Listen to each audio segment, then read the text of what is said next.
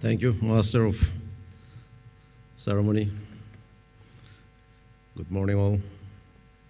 Your Excellency, Miguel Diaz-Canel Bermudez, President of the Council of State, Ministers of the Republic of Cuba, Honorable Miamor Motley, Prime Minister of Barbados, colleagues, heads of states and government, heads of delegations of the Caribbean community, ministers, ambassadors, Her Excellency, Dr. Carla Barnett, Secretary General of the Caribbean community, delegates, ladies and gentlemen, once again, good morning, buenos dias, welcome.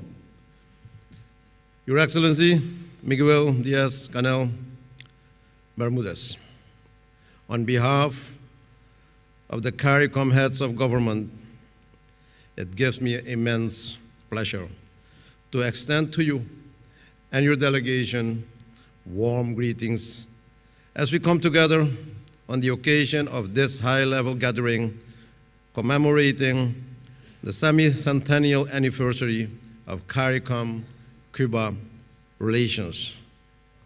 I'm honored to be part of this momentous occasion commemorating 50 years of partnership between CARICOM and Cuba. And although we still face many global challenges, including the aftermath of COVID-19 pandemic and the impact of the war in Ukraine, it remains important to celebrate the 50th anniversary of the CARICOM-Cuba relations, which can be described as excellent and promising.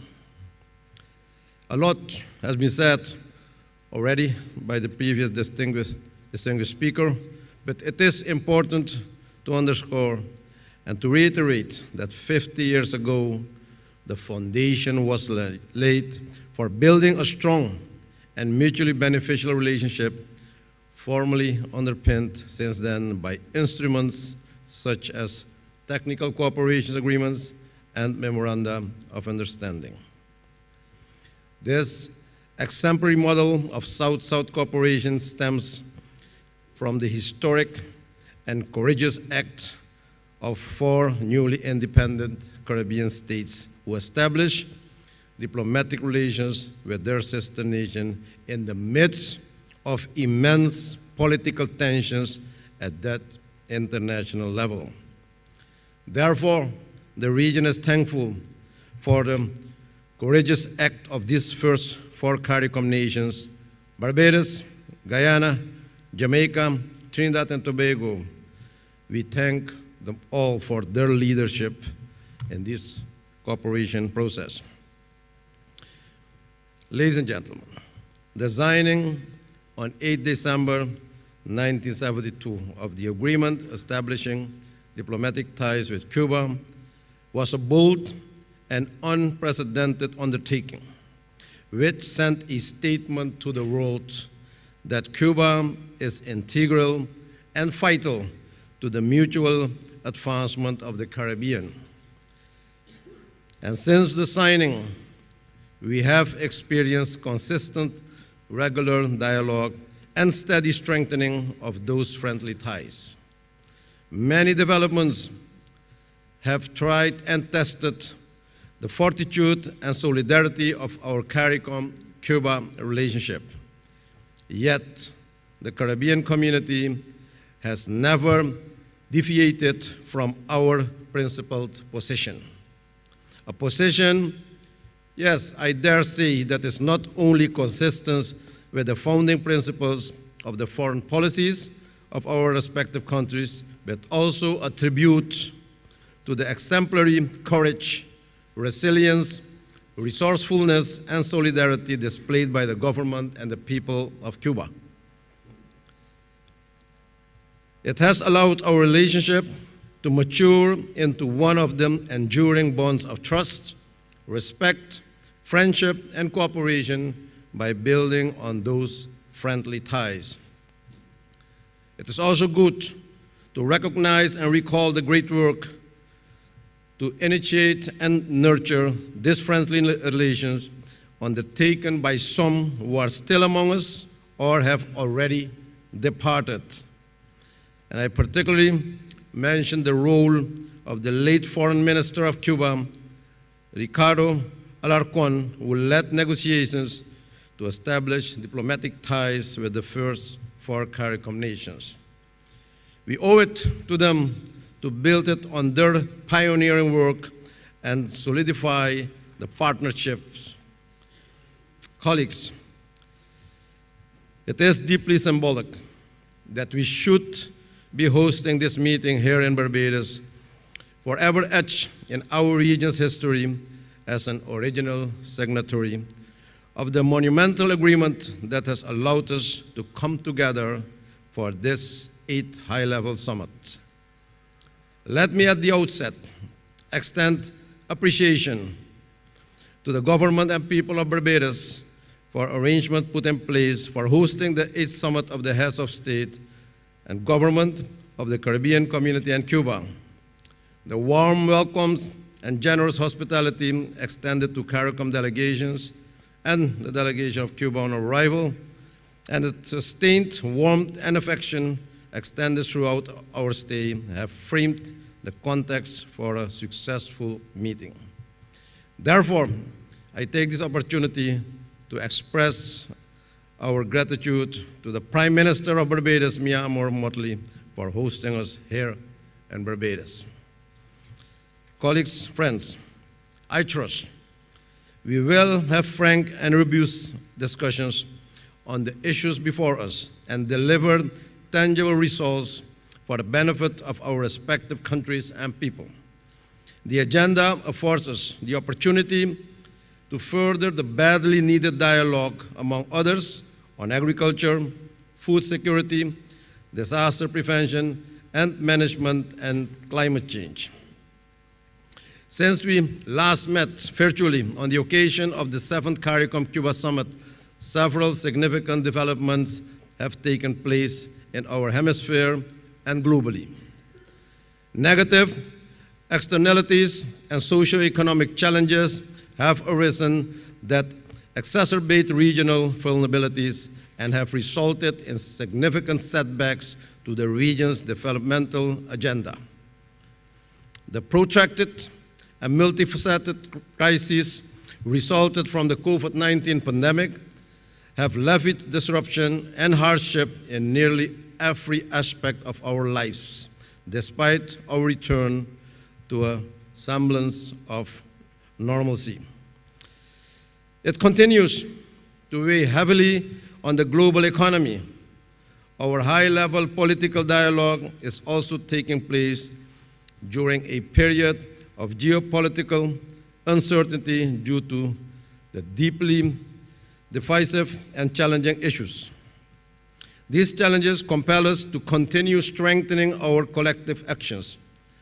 And as we do, so we are comforted in knowing that since the establishment of our intra-regional relations, the CARICOM-Cuba relationship has remained robust in spite of various hegemonic forces and the ever-changing hemispheric and international geopolitical environment.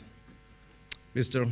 President, as small states with limited resources, it is imperative that we pool our efforts and stand behind common rights and principles to advance our objectives.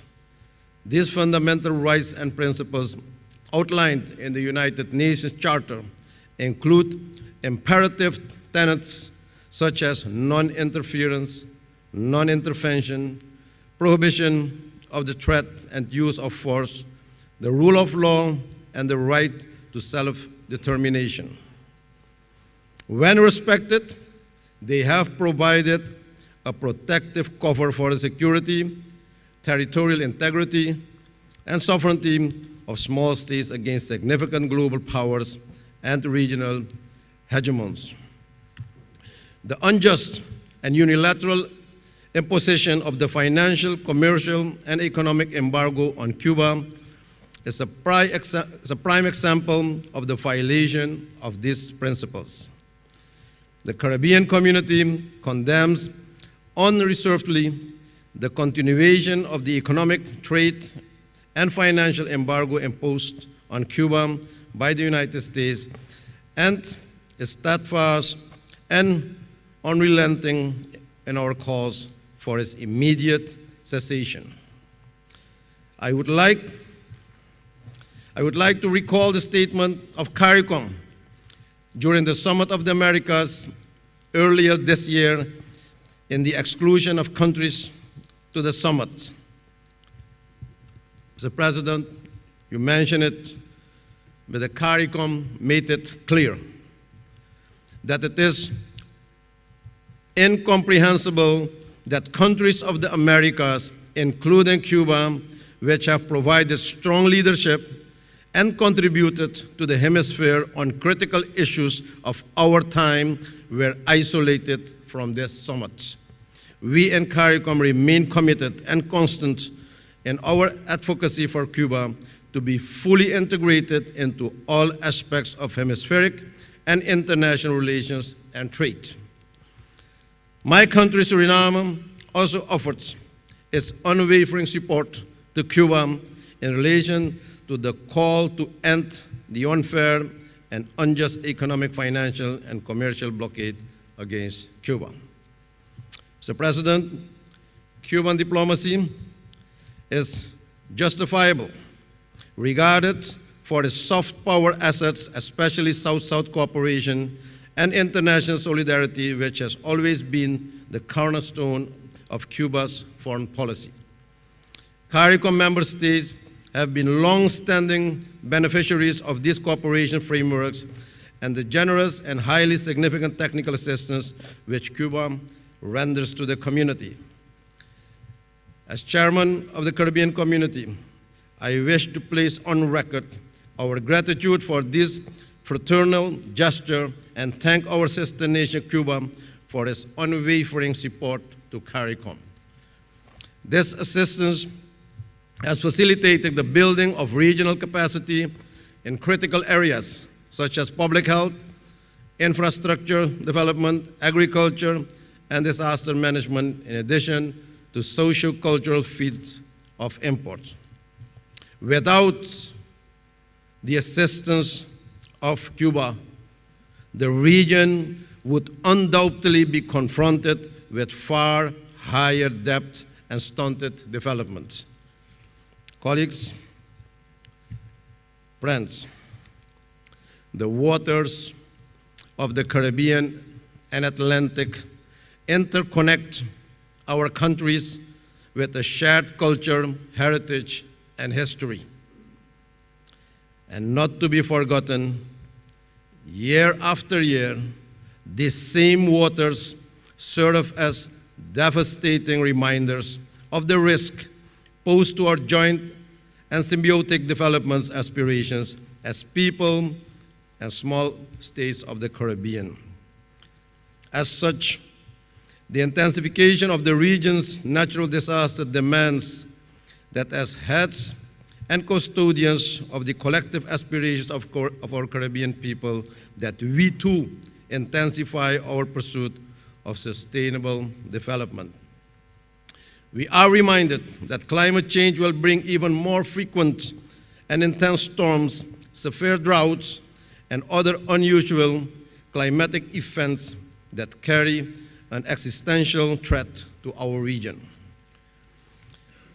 It is in this context, ladies and gentlemen, of this unavoidable truth that I wish to express our collective sympathies to the government and people of community who have been impacted by severe natural disasters since our last high-level CARICOM Cuba summit. In particular, on behalf of the community, I would like to convey heartfelt condolences and solidarity to the government and people of Cuba following the destruction and loss of life brought by Hurricane Ian. Colleagues and friends, as we come together for this 8th CARICOM Cuba Summit, and look towards another 5 decades of cooperation, CARICOM remains convinced that advancing cooperation with Cuba at all levels advances solutions to the series of phenomena which threaten the achievement of our high social impact goals and, as such, compel prodigious determination. This 8th summit provides us with the opportunity to reaffirm our shared commitment to South-South cooperation in the promotion and protection of our common interests, including development cooperation and trade, commercial, and economic relations.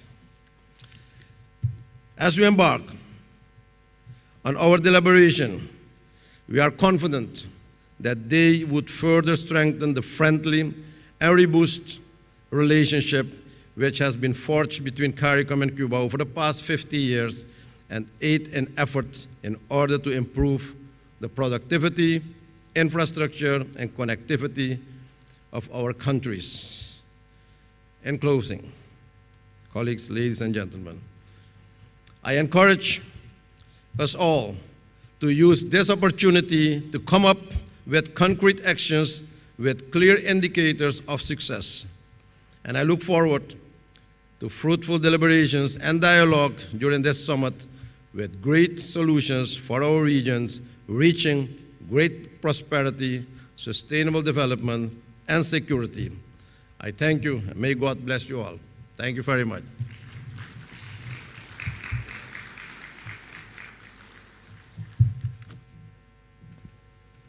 Thank you very much, Mr. President. This brings us to the end of the opening ceremony, and I wish to thank our colleagues in the media for being present, but I'll invite them at this time to depart so that the business of the meeting can be conducted. Thank you.